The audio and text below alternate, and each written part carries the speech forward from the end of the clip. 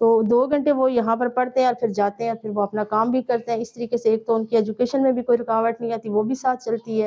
اور ساتھ ہی اگر جو ان کے گھر میں جو پرابلم ہے، ان کو کوئی فادر جو ہے وہ کام نہیں کر سکتے یا کوئی بھی پرابلم ہے تو وہ کام اپنا ٹھیک ہے. ساتھ ہو. اچھا میم یہ بتائیے گا کہ ان ٹیبس کے اندر آپ لوگ کیا کون کون سی ایپس ان کو ڈال کے دیتے ہیں تاکہ ہمارے دیکھنے والے بھی اگر چاہیں تو وہ بھی اس کی کوشش کر سکیں، اور اس میں سبجیکٹ کون کون سے ہوتے ہیں، ان کو کور کس طرح سے کرواتے ہیں آپ؟ جی یہ ہمارے پاس ایک N G O Teach the World Foundation کے نام سے ان کی ہم جو ایپس چلا رہے ہیں وہ ہمیں ایپ پرووائڈ کرتے ہیں. اچھا. اور اس میں کچھ ہماری یہ ہوتی ہیں وہ آن لائن، کچھ ہوتی ہیں ہماری جو آف لائن چل رہی ہوتی ہیں. اور یہ اسپیشل ایجوکیشن کی جو ہوتی ہیں وہی والی ایپس ہوتی ہیں. باقی اس میں کوئی بچہ مطلب ایجوکیشنل گیم ہی ہوتی ہے، گیم سے بچہ سیکھتا ہے. اور الحمدللہ ہمارے پاس جو بچے آئے تھے اس کا ہم لوگ 6 ماہ کے بعد کلاس ان کی چینج کرتے ہیں.